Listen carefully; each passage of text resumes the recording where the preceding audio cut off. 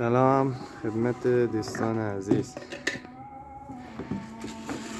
دوستان چند تا کفتر رفتم آوردم. یه یه یکون خوشگرافه رو تازه خریدم، جوونه نره با اون دوم سبز. قراش رو بستم. کفترها همه جوونن. یه پلنگ افغانی هم که پلنگ سیاه رو امروز زدم، سید حریفه. حالا مونده پراشو بچینم یا تبیدش کنم، شما نظر بدید.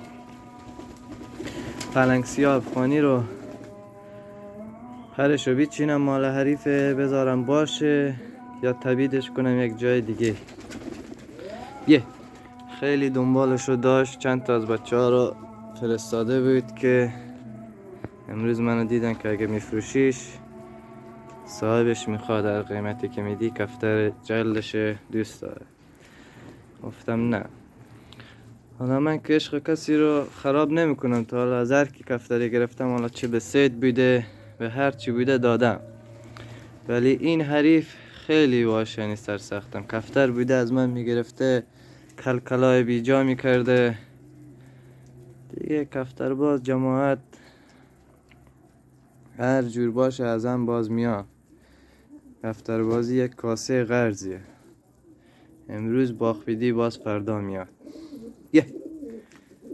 الانم پلنگ سیاه افغانی شو کفتری که باش بازی میکرده، امروز تو بارون زمین میبینین خیسه، تو بارش بارون کفتر خیس شده و بعدم رو چاشنی دانه زدم، کفترها ریز شدن تو چاشنی نشست، گشنه هم هسته، اونم چاشنی بازی میکنه. یه کفتر رو باخت داد به ما.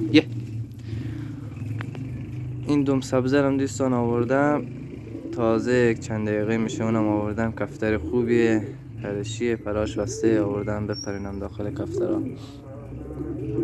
کفتر آلمانی دورگه، اون تیپ کفترها میخوره. پشت گرافر هم آوردم، جوونه نره، کفتر پرشی، پراش چیده. اینم پراشو بکشم بپرونم داخل کفترها.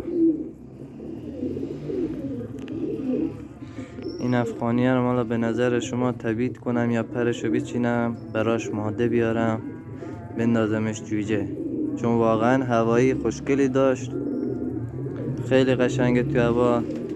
نسل پنگوانی و از این افغانی های.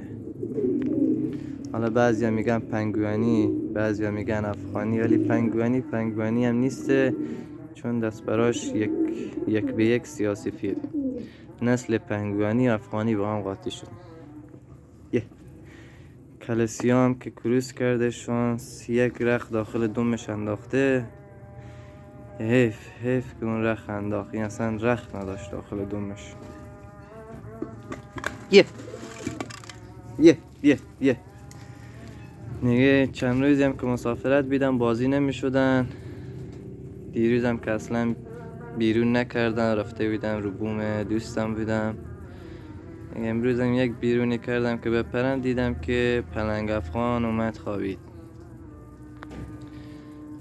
از این به بعد هر دفعه یه دونه کفتر روشن، دو دونه ولی دورگ میارم، کفترها معمولی نمیارم. الان پشت گرافه آلمانی دورگه، اون دومه هم همونجوری دورگه، کفترها پرشیه.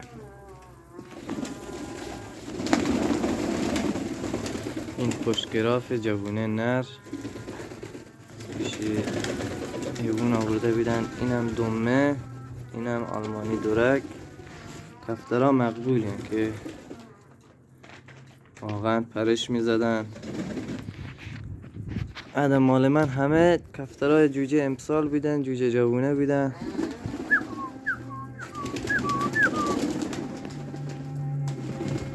بارندگی اگر نه اینا شب پر آسمون رو نگاه کن.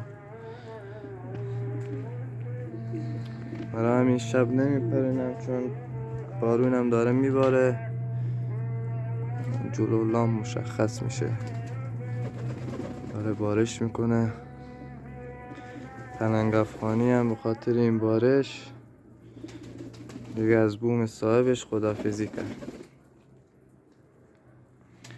روز منو با موتور داشتم میرفتم داخل منطقه، داشتم دور میزدم، منو دید ولی بروش نیاورد که مثلا کفتر بیار بده فلان، چون میفهمید که دیگه روی نداره. کفتر گرفته بید از من، حالا من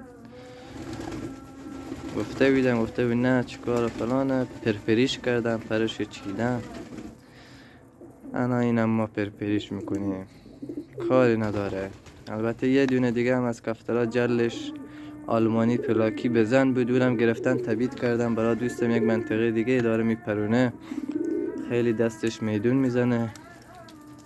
اینم حالا شاید دادم ببره، شایدم ندادم، 50-50 دیگه فعلا، چون روی حسابی که گفت پرپری میکنم، اینم من اینجا پرپری میکنم. یه